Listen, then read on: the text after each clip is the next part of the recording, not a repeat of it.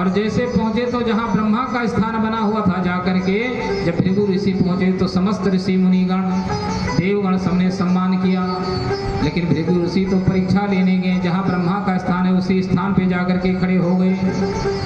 ब्रह्मा जी को क्रोध आ गया। कितने पढ़े लिखे ज्ञानी ऋषि, तपस्वी ऋषि, लेकिन इन्होंने मर्यादा का खंडन किया है। जो मेरा स्थान है वहाँ पे जाकर के खड़े हो गए, जहाँ वेदी बनी होती उसके ऊपर चढ़ करके खड़े हो गए। ब्रह्मा जी को क्रोध आया। ब्रह्मा जी ने कहा तुम्हें इतना भी भान नहीं कि किस स्थान पर किस प्रकार खड़ा हुआ जाता है, आपने हमारा अपमान किया है। भृगु ऋषि ने हाथ जोड़ करके ब्रह्मा जी को कहा ब्रह्मदेव सावधान, मुझे भान है मैं कहाँ खड़ा हूँ, किस लिए खड़ा हूँ, लेकिन मेरा किस कार्य के लिए आगमन हुआ सो आपको भान नहीं है। आप चारों के वेदों के ज्ञाता होते हुए, इतने ज्ञानी होते हुए ये नहीं समझ सके कि मेरा किस कार्य के लिए आगमन हुआ है, तो जाओ मैं तुम्हें श्राप देता हूँ। कलिकाल में केवल तुम्हारे वास्तविक एक ही रूप की पूजा होगी और जितने यज्ञ होंगे उसमें चौकीदारी की ड्यूटी लगेगी, यज्ञ की रक्षा की ड्यूटी दी जाएगी, आप पूजित नहीं होंगे। इसलिए आज भी कलिकाल में केवल ब्रह्मा जी का एक ही मंदिर है पुष्कर, बाकी ब्रह्मा जी के नाम का कोई मंदिर नहीं है। आज भी जब हम बड़े बड़े यज्ञ करते हैं, अनुष्ठान करते हैं, तो ब्रह्मा जी का स्थान दिया जाता है, पूर्ण पात्र रखा जाता है। क्यों? यज्ञ की रक्षा के लिए। फिर भृगु ऋषि आगे बढ़े, भगवान महादेव के पास पहुंचे कैलाश पर। भगवान महादेव माता पार्वती कैलाश के शिखर पे बैठे हैं और शिवालय में बैठे हैं। माता पार्वती नृत्य कर रही, भगवान महादेव आनंदित हो रहे। नितावसाने नटराज राजो ननादि ढक्कम नव पंचवारम उद्धातु कामात्तनकारि सिद्धे नित्या विमर्शे शिव सुप्त जानम। वहां पर दो गण है, कोई अंदर बिना आज्ञा का प्रवेश न करे। भृगु ऋषि पहुंचे, दोनों गणों को हटाया और सीधा अंदर प्रवेश कर गए। भगवान महादेव ने देखा, क्रोधित हो गए, क्योंकि माता पार्वती नृत्य कर रही। जब ऋषि को देखा तो देख करके लज्जित हुई और भगवान महादेव को क्रोध आ गया। भगवान महादेव लेकर त्रिशूल टूट पड़े भृगु ऋषि के ऊपर। माता पार्वती ने चरणों को पकड़ा, प्रभु एक तो इतने बड़े तपस्वी ऋषि, दूसरा ब्राह्मण, ब्रह्म हत्या का दोष लगेगा। और शांत किया माता पार्वती ने। तब भृगु ऋषि बोल पड़े, महादेव आपने क्रोध किया, लेकिन मेरा किस काम के लिए आगमन हुआ है आप नहीं समझ सके, और कामना वशीभूत होकर के आप मुझे ये नहीं समझ सके किस कार्य के लिए मेरा आगमन हुआ। जाओ मैं आपको श्राप देता हूँ, कलिकाल में आपकी नहीं आपके लिंग की और कामना की ही पूजा होगी। तो आज बड़े से बड़े रुद्र यज्ञ होते, उसमें लिंग की विशेष पूजा होती, भगवान महादेव की मूर्ति की पूजा नहीं होती। और जितने विशेष स्थान हैं भगवान महादेव के, वो भगवान महादेव के लिंग के ही विशेष स्थान है। जो 12 ज्योतिर्लिंग कहा गया है, भगवान महादेव के सबसे प्रमुख स्थान है। तभी से भगवान महादेव की कामना की पूजा होने लगी। अब भृगु ऋषि मन में विचार करते हुए जा रहे हैं कि 2 तो परीक्षा में फेल हो गए, अब तीसरा पास होगा कि फेल होगा। क्षीर सागर पहुंचे, भगवान श्री हरि को पता चला भृगु ऋषि का आगमन हो गया है। भगवान श्री हरि ने नेत्रों को बंद कर लिया। भृगु ऋषि पहुंचे, क्षीर सागर में खड़े हैं और श्री हरि भगवान नारायण नेत्रों को बंद कर रखे, ना कुछ बोल रहे ना कुछ डोल रहे। बड़े देर तक भृगु ऋषि खड़े रहे। जब श्री हरि भगवान नारायण कुछ नहीं बोले तो भृगु ऋषि को क्रोध आ गया कि 2 तो परीक्षा में पहले ही अनुत्तीर्ण हो गए, तीसरा कुछ बोल डोल ही नहीं रहा। क्रोधित होकर के चरणों का प्रहार कर दिया छाती पे भगवान नारायण, और जैसे छाती पर लात मारा, श्री हरि भगवान नारायण ने चरणों को पकड़ लिया और चरणों को सहलाने लगे। हे ब्राह्मण देवता, ये तो वज्र जैसे कठोर मेरी छाती है और आपके चरण इतने सुकोमल हैं, आपके चरणों में तो चोट लग गया होगा।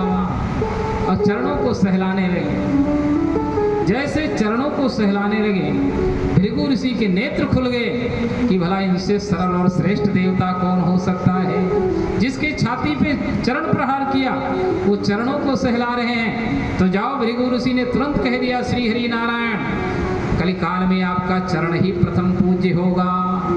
इसलिए आज भी जब मंदिर का पट खुलता है, सबसे पहले पुजारी जी हमारे क्या करते, बोले शालिग्राम भगवान जी को स्नान कराते हैं और उन्हीं का चरणामृत बनाते और आप लोगों को पान कराते। अकाल मृत्यु हरणम सर्वव्याधि विनाशनम विष्णु चरणोदकम पित्वा पुनर्जन्म न विद्यते। भगवान श्री हरि नारायण को देवर्षि नारद ने घोषित कर दिया कि प्रथम पूज्य देवता श्री हरि नारायण हैं, इसलिए जगत के पालनहार नारायण हैं। लक्ष्मी जी ने देखा, लक्ष्मी जी को क्रोध आ गया, पति का इतना बड़ा अपमान किया। ये ब्राह्मण देवता, जिस तपोबल के अहिम में तुमने चरणों का प्रहार किया मेरे स्वामी के ऊपर, जाओ मैं तुम्हें श्राप देती हूँ। आपने तपस्या से तुम किसी भी देवी देवता को सिद्ध कर सकते हो, पर मैं लक्ष्मी तुम्हारे तपस्या से कभी सिद्ध होने वाली नहीं हूँ। भृगु ऋषि ने कहा, माता आपका श्राप मुझे स्वीकार है, लेकिन ध्यान से सुनो, ऐसे ग्रंथ का रचना करूंगा जिसको उस ग्रंथ का ज्ञान होगा उसके पीछे भागते हुए आपको आना पड़ेगा। तब भृगु ऋषि ने भृगु संहिता का निर्माण किया ज्योतिष में। श्री हरि भगवान नारायण ने लक्ष्मी जी को कहा, लक्ष्मी तुमने ये क्या किया? तुमने ब्राह्मण देवता को श्राप दिया, जाओ मैं तुम्हें कहता हूँ, आज्ञा करता हूँ, आदेश करता हूँ कि आज से तुम्हें ब्राह्मण देवता के चरणों के अंगूठे में वास करना होगा। तभी इसीलिए पहले समय में लोग गुरु के चरणों के अंगूठा को धो करके पीते थे। दाहिने चरणों के अंगूठा में लक्ष्मी का वास है ब्राह्मण के, इसीलिए गुरु के ब्राह्मण के चरणों के अंगूठा को लोग चरणामृत लेते थे। तो मैं जो आपसे निवेदन कर रहा था, ऐसे त्रिदेवों का भी परीक्षा लेकर के देवर्षि नारद ने सिद्ध कर दिया कि श्री हरि भगवान नारायण ही प्रथम पूज्य हैं। और वो चरण का जो प्रहार भृगु ऋषि ने किया, वो चरणों का चिन्ह भगवान नारायण ने अपने हृदय में धारण कर लिया और चरण चिन्ह बन गया भगवान नारायण के छाती पे, इसीलिए उनका एक नाम वहीं से पगुधारी पड़ गया। तो यहाँ पर बाबा गोस्वामी लिखते हैं, रंग भूमि जब सिया पगुधारी। सीता जी तो है, लेकिन साथ में कौन है? बोले पगुधारी राम जी हैं। तो बोले देखी रूप मोहय नर नारी, मानो जितनी नारियां हैं सब राम जी के स्वरूप को देख करके मोहित हो गईं। जितने पुरुष हैं सब किशोरी जानकी जी के रूप को देख करके मोहित हो गए। और दूसरा भाव, शक्ति और ब्रह्म को देख करके तो चाहे स्त्री हो चाहे पुरुष हो सब मोहित ही हो जाते हैं। तो बोले इस प्रकार देख करके सभी लोग आकर्षित हो गए। अब प्रतिज्ञा क्या है? बोले जो धनुष का खंडन करेगा उसी के साथ किशोरी जानकी जी का विवाह होगा। तो सभी राजा एक एक मिल करके एक एक उठ करके पहुंचे और सब लोग धनुष को तोड़ना चाहते हैं, लेकिन एक उठे और अपने इष्ट को देव को मनाए कि प्रभु धनुष टूट जाए। तो 99 राजा हाथ जोड़ करके अपने इष्ट देवता से कहे, हे प्रभु मेरे से नहीं टूटा तो इससे धनुष ना टूटे, मेरे से नहीं टूटा तो कोई बात नहीं, लेकिन सामने वाले से ना टूटने पाए, नहीं मेरी तो बड़ी बेइज्जती होगी। एक राजा इष्ट देव को मनाए तोड़ने के लिए, तो 99 राजा मनाए कि ना टूटे। सबने बल का आजमाइश किया पर किसी से धनुष टूटा नहीं। तो सभी राजाओं ने एकत्रित होकर के विचार किया कि सभी लोग मिलकर के धनुष को तोड़ दो। तो किसी ने पूछा राजाओं से कि भाई सब लोग मिलकर के धनुष को तोड़ोगे तो किशोरी जानकी जी का विवाह किसके साथ होगा? बोले जब सभी राजा मिलकर के धनुष को पहले तोड़ेंगे और जब धनुष टूट जाएगा तो एक एक राजा सब एक दूसरे से युद्ध करेंगे और 9,999 राजा जब मारे जाएंगे तब एक राजा बचेगा, तब उनके साथ विवाह किशोरी जानकी जी का होगा। ये सोच है राजाओं का। जिसका पहले युद्ध का विचार है वो भला सफल कैसे हो? बाबा गोस्वामी ने लिखा कि भूप सहस दसाए कहीं बारा, लगे उठावन कराए नकारा। भूप सहस दसाए कहीं बारा, लगे उठावन कराए नकारा।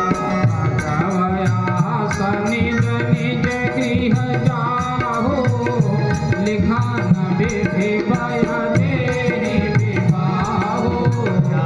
हुआ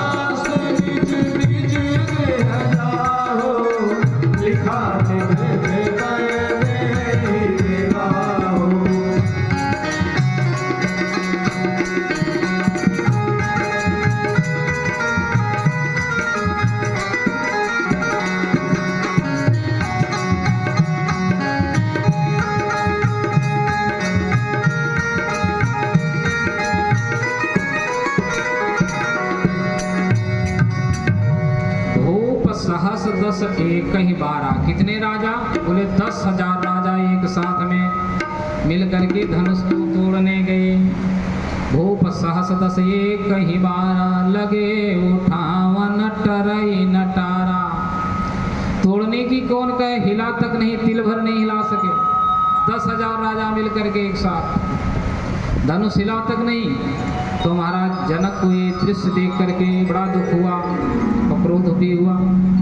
महाराज जनक उठ करके खड़े हो गए और बोल पड़े कि तजवया निज निज गृह जाहो,